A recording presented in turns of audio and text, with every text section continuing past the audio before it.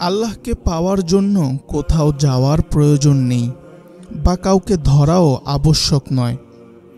আল্লাহ বান্দার খুব কাছে অবস্থান করেন। আল্লাহ তাআলা নিজে বলেন, হে নবী, আমার বান্দারা যখন আমার সম্পর্কে জিজ্ঞাসা করে তখন বলে দিন, আমি তাদের অতি কাছে। যে আমাকে ডাকে আমি তার ডাক শুনি এবং জবাব দেই।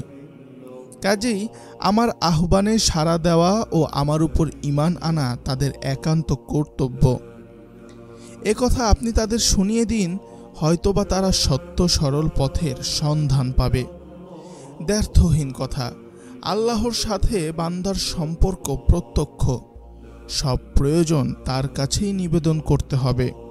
তিনি বান্দার ডাক শুনেনি না, তার জবাবও দেন, অর্থাৎ সমাধান দেন। আল্লাহ তাআলা চান বান্দা কেবল তারই আনুগত্য ইবাদত করবে।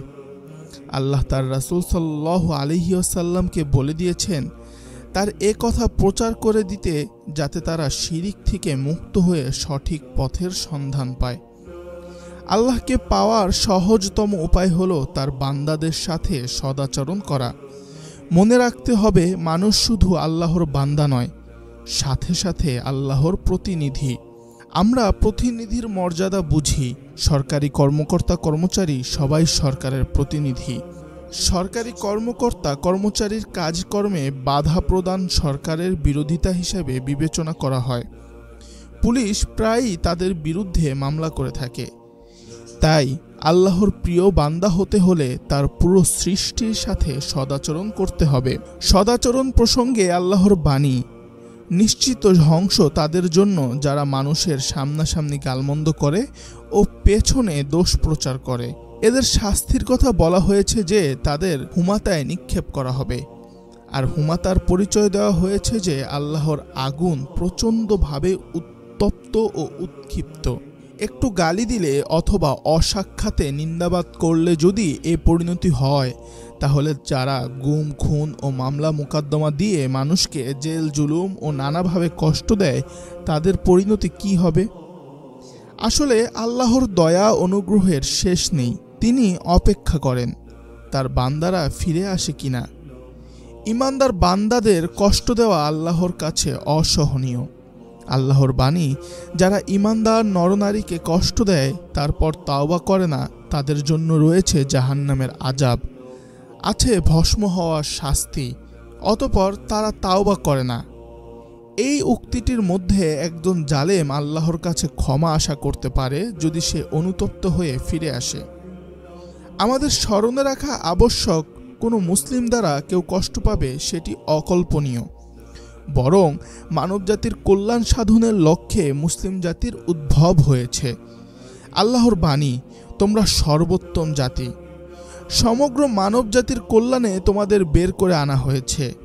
তোমরা দুনিয়ার মানুষদের সৎ কাজের আদেশ দেবে এবং অসৎ কাজ থেকে বিরত রাখবে এবং আল্লাহর উপর অবিচল আস্থা রাখবে।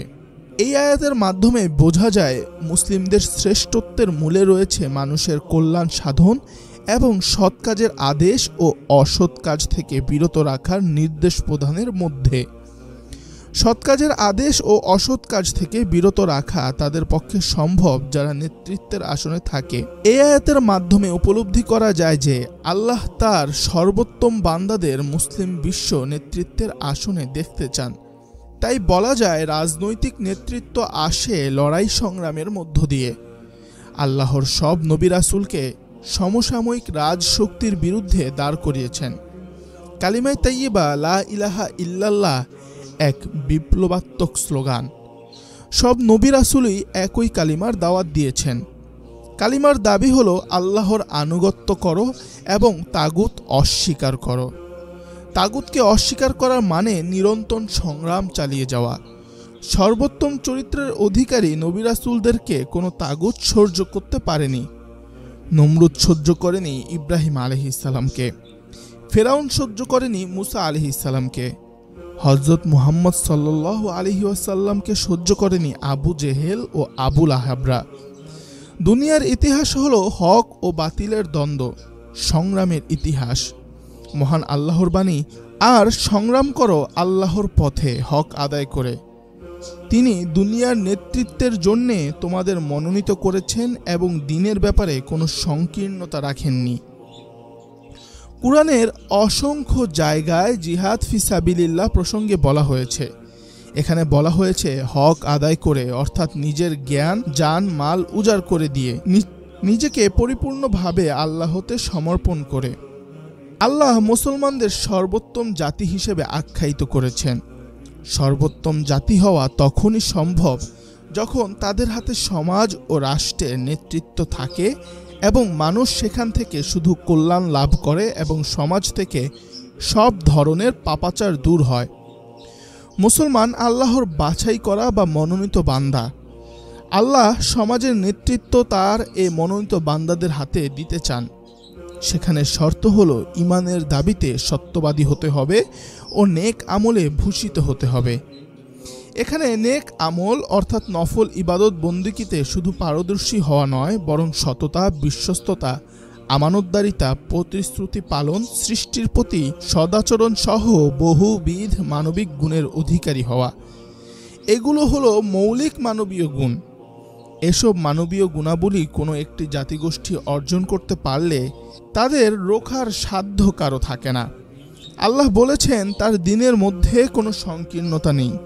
দুর্ভাগ্য, আজ আমরা আমাদের উদার ও প্রশস্ত দ্বীনকে সংকীর্ণ করে পরস্পর হিংসা বিদ্বেষে মেতে উঠেছি ও নানা দল উপদলে বিভক্ত হয়েছি।